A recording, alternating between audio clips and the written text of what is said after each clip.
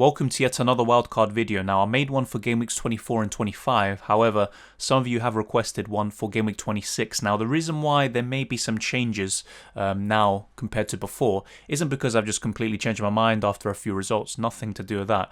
It's because if you wildcard in 24 or 25, you're probably going to be using chips in 26.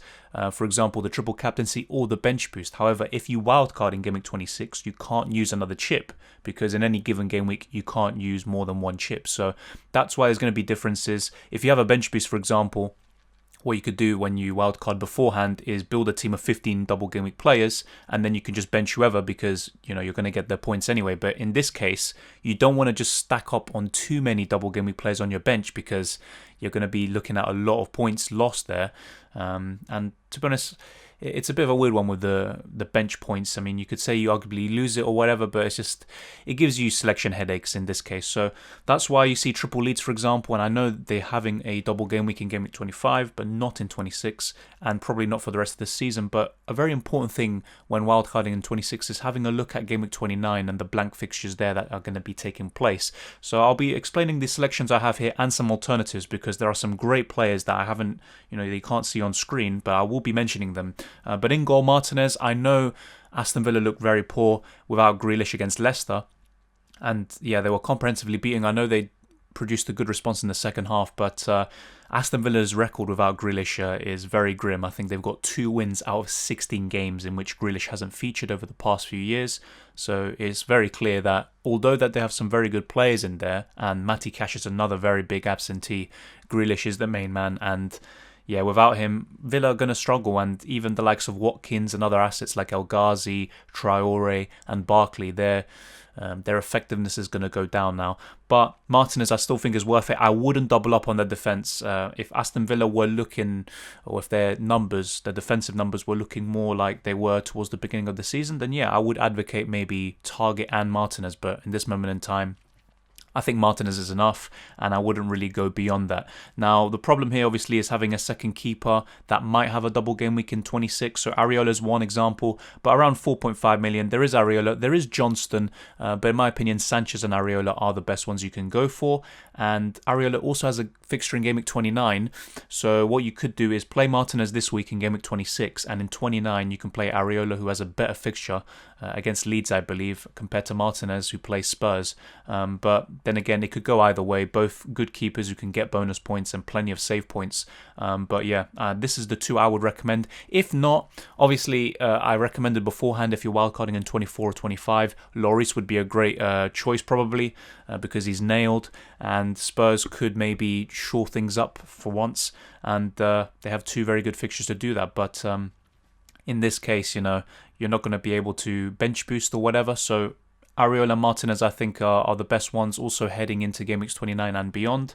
And in terms of the defence, Dallas is in there, and mainly there just because of Game Week 29, but there are alternatives, as I discussed before.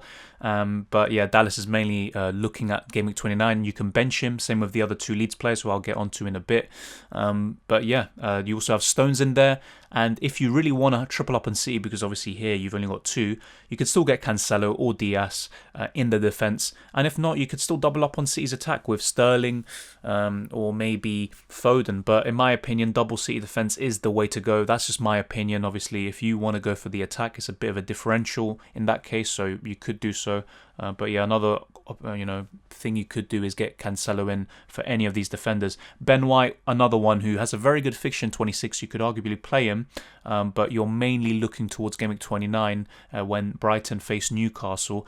But yeah, Ben White, very nailed in that Brighton defence. For me, him and Dunk are the ones you want to go for. So yeah, Ben White, very good price, and someone I'm looking at after maybe making a transfer in Game Week 27 or 28. Ben White is someone I've got my eye on just for Game Week 29 really, but he could be good. He's got some good fixtures before and after that, so yeah, I would recommend a Brighton defender of some capacity, whether it's Sanchez in goal or Ben White or Dunk in the defence. And Man United defender, yeah, I think Luke Shaw is the standout. Even against Newcastle where he blanked, he was very, very good and was very unlucky not to get at least a few assists, but yeah, very, very good Luke Shaw, and probably the best asset you can get from Man United other than Bruno Fernandes. So yeah, Luke Shaw is in there, and good fixtures in Game Week 26. Unfortunately, obviously, he's got some bad fixtures afterwards, especially in 27 when they play Man City. But I still would recommend Shaw. And if not, you could go for Luca Digne. And in terms of my budget, I still have 2.4 million left over. So if you have something similar, you could do Shaw to Digne instead if you don't really fancy United's fixtures. Because, I mean, they do face Chelsea and City within the next 3 games. So that is something to think about. But you could get Luca Digne, who also could have a double game week actually in 28. So yeah, if you're not feeling Shaw, then an alternative is going for Luca Digne for that assist potential. However, I will admit, Everton, despite their clean sheet at Anfield, I just don't trust them defensively. Obviously, if they employ a formation like that, a 4-5-1, then obviously they can be more rigid in defence.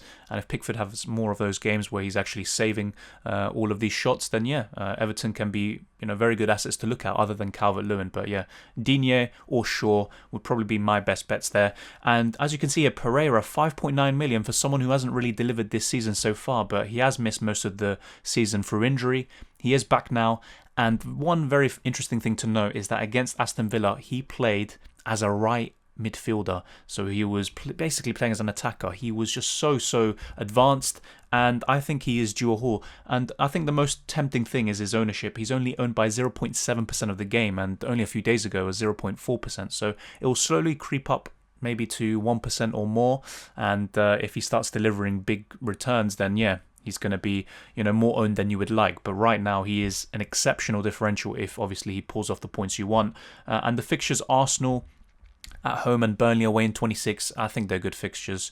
And Arsenal have a very poor record after Europa League games in the Premier League. So, yeah, I wouldn't be surprised if Leicester win comfortably there. So Pereira is a good one. Also good fixtures all the way up until game week 35. So Pereira, in terms of Leicester defenders, probably the one I'm looking at the most. And in my case, it's between Digne or Pereira to come in for my team. But I'll discuss more of that in the team selection video. But this is something I would recommend going for some of these players. In the midfield, Barnes, I think he's pretty much a standout, such a prolific scorer at times. I mean, normally he underperforms his stats, but against Villa, he looks so sharp. Even before he scored, he almost, he came close to opening the deadlock before Maddison did. But yeah, Barnes is just very, very good. And him or Maddison, you can't go wrong with either one of them. The reason why I prefer Barnes is because he's got lower ownership and also more goal threat. But with Maddison, you've got the assist potential. He's on set pieces. So it depends. There's no right or wrong answer there. In 2021, they're pretty much identical in terms of points per game. And they're up there basically within the whole league. So 2 very good assets. Obviously, Maddison's got a hip injury, but he should be fine. But yeah, Barnes or Maddison, great Grealish replacements, for example. So yeah, Barnes is someone I would definitely recommend. Salah, he's a difficult one. I mean, he is 12 million and he hasn't really been delivering at times, but it's because Liverpool have been so poor, especially at home. But if they can fix that up, then Salah's someone you just don't want to go without. And I think that's enough cover for Liverpool. I've said it for weeks now. Salah is enough, and you basically cover most of the points that Liverpool are going to get FPL-wise. So I still think he's worth it, especially if you have enough money. But if not, you could go for Sterling in this case, for example, because you only have 2 City players. So Sterling can come in for Salah. And there are so many different variations. You could also go for Son, who's got 2 very good fixtures. Although, I'll be honest, I'm not too keen on doubling up on Spurs' attack. And that's why, in my case, I'm probably not going to be going in for Kane or making a sideways move from Son to Kane, because I think just one of them is enough. But if you want to go for both of them, you could go for Son instead of Salah. That's, up to you. Rashford's another one. He could do well, but for me, he's too inconsistent. And going forward, I probably wouldn't want to have him. But yeah, that's just my opinion on it. If you don't want to go for Salah, go for Son. As for Gundogan, I still think he's exceptional value. Obviously, he did blank with De Bruyne's return. However, I wouldn't look too much into it. Both of them just returned from injury. And City, I don't really think they went out of second gear against Arsenal. And they were pretty happy with the 1-0. So I do expect Gundogan to still get some points, not to the degree that he did against Liverpool and Spurs. I think that just won't happen for a prolonged period of time. However, I do expect some returns, even some double-digit returns in the future, and he's still one of the best captaincy options for Game Week 26. The problem with City players in general is rotation. Because of the Champions League and other competitions coming up, they're going to be prioritising them because the league, I mean, I think they've already Obviously, they haven't won it yet. It's not mathematically over, but I think they are going to win it. I mean, I'd be very shocked if they somehow bottle it. But yeah, I think they don't really need to exert themselves too much in the league to really get the points. So you could maybe start to gradually shift away from Triple City, maybe to 2 or 1.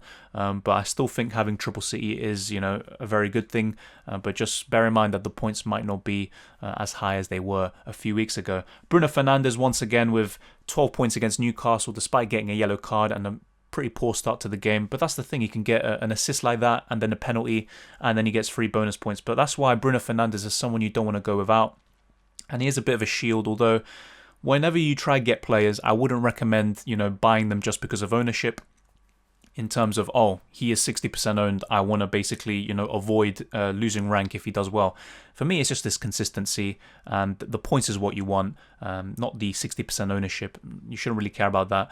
When we're talking about differentials like Pereira, who are less than 1% owned, I think those could really pull you up the ranks, and that's the sort of ownership you want to target. But with Bruno Fernandes, there's not much more that needs to be said. Even a great captaincy option in Game Week 26. I know he's got tough fixtures after that, but I would still recommend him. So Bruno Fernandes is in there. And then Rafinha, again, another player who's got a fixture in Game Week 29, so I would recommend him.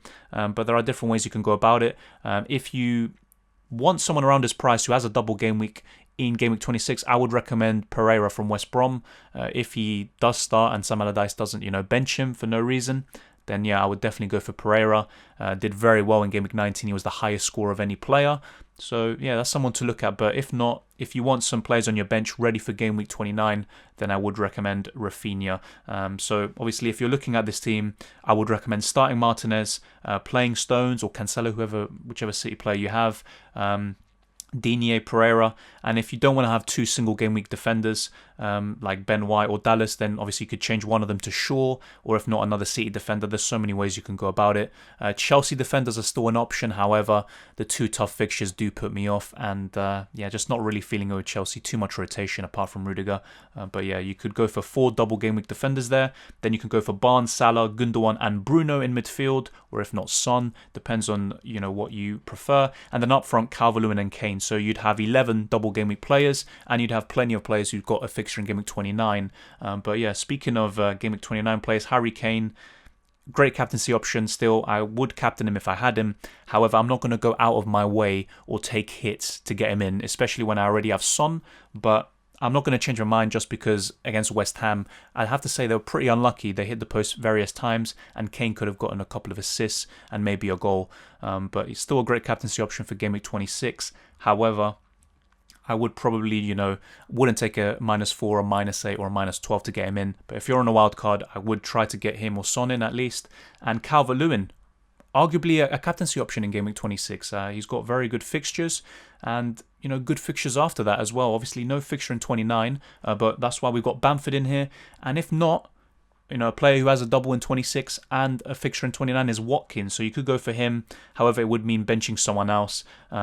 I mean, to be fair, with the team that you see set up here, you could just go Stones, Digne, Pereira, the same midfield 4 that I already said, and then Calvert-Lewin, Watkins, Kane. So it's up to you how you want to go about it. I wouldn't really, aim to triple up on Villa. Even double up does look a bit concerning, especially with Grealish being out. But we'll have to wait and see. There is a chance that Grealish is back for the Leeds game in 26. We'll have to wait and see how that pans out.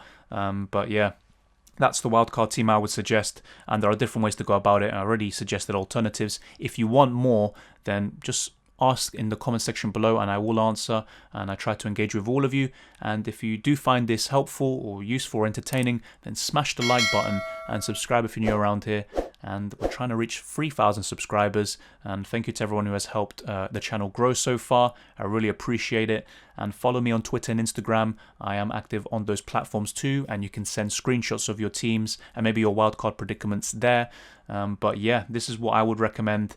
And yeah, there's so many double game weeks to come, at least smaller ones, but this is the last major double game week, and some of you will be aiming to wildcard now and be set up for the rest of the season. And for those of you who ask me what I'm planning to do, it's the same thing as before.